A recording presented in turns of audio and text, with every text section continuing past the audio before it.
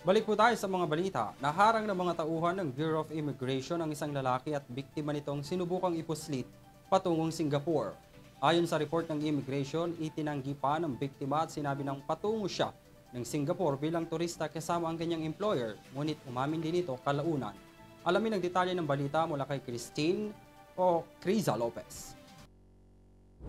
Naharang ng Bureau of Immigration ng isang kaso ng human trafficking sa Davao International Airport matapos tangkain ng isang lalaking trafficker na i-escort ito palabas ng bansa.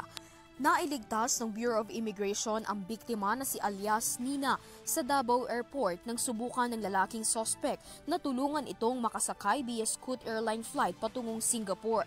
Itinanggi pa ito ng biktima at sinabi na patungo siya ng Singapore bilang turista kasama ang employer. Ngunit umamin din ito kalaunan.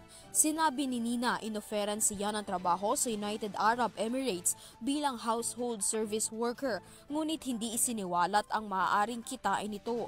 Inamin pa ng biktima na inutusan siya ng kasamang lalaki na siyang sospek na sabihing lalabas lamang ng bansa upang mamasyal at kasama siya bilang personal na house helper. Sa verifikasyon ng BI, sa record ng lalaki na pag-alaman ng ahensya na dati na rin itong nag-sponsor ng biyahe ng kasamang babae, ngunit bigo na itong makabalik sa Pilipinas sa itinakdang petsa.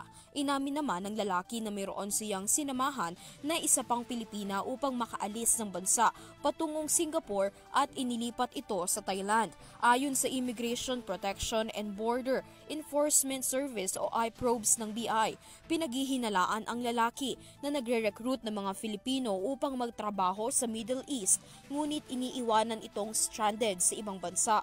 Binalaan na ni BI Commissioner Norman Tansinco ang publiko na mag-ingat sa mga parehong scheme. Binigyang diin niya na nagiging mahirap para sa pamahalaan ang repatriation o pag-rescue sa mga Pilipino kung walang record ng kinaroroonan ng mga overseas Filipino workers o OFW. Para sa Euro TV News, Criza Lopez, sumasaludo sa bawat Pilipino.